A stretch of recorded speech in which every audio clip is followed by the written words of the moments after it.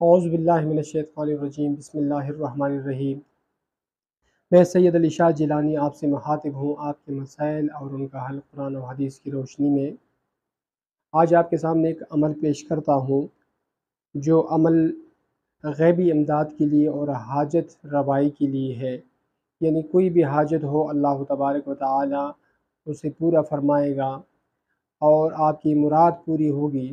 اس حاجت کے لیے کسی بھی ٹائم آپ، جب کہ مکروہ وقت نہ ہو، تو آپ مسجد میں یا گھر کے صحن میں کہیں بھی 3 سجدے کر لیں، اور 3 سجدوں کے بعد ہاتھ اٹھا کر الوہاب الوہاب کا ذکر 100 مرتبہ پڑھیں، اور اول آخر درود شریف، اور پھر دعا مانگی انشاءاللہ العزیز۔